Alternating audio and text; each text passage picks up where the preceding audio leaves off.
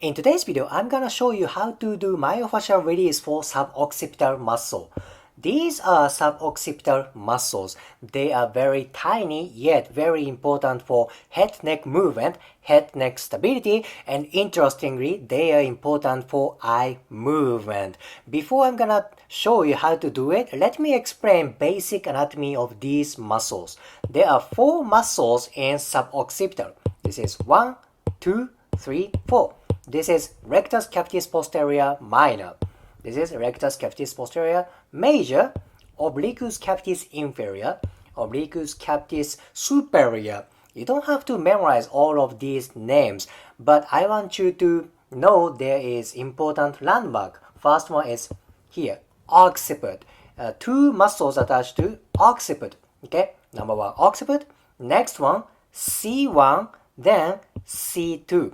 These are attachments of suboccipital muscles. Once you are able to touch occiput, C1 and C2, you can kind of guess where these muscles are. Let me change orientation of picture. This is lateral view. This is occiput, C1 and C2. If you can palpate occiput, it's easy to palpate these muscles. However, there are big muscles superficial to these muscles, so you cannot directly palpate these muscles. It's like a visualization, having imagination of the anatomy of muscles. Visualization of anatomy is very important for hands-on technique. They are very deep and they are very tiny muscles. Now let me show you how to do it on bony model. Okay, now I'm gonna show you how to do it on bony model. Do you remember there are important landmarks for suboccipital?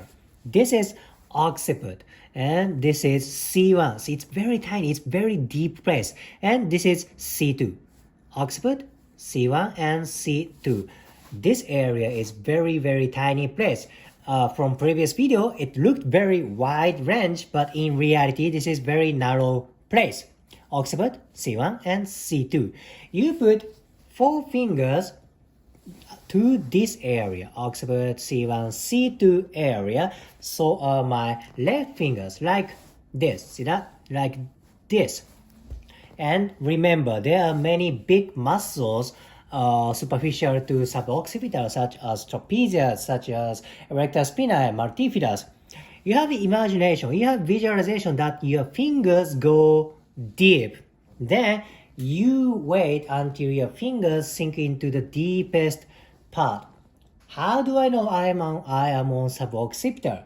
Do you remember? Suboccipital muscles kind of respond to eye movement. You can try that. You can try to put your hands here, then try to move your eyes left to right. You feel tiny contraction on deep part of neck. That is suboccipital.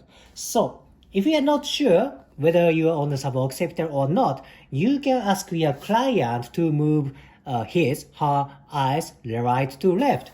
If you feel contraction, tiny contraction, you are on suboccipitals.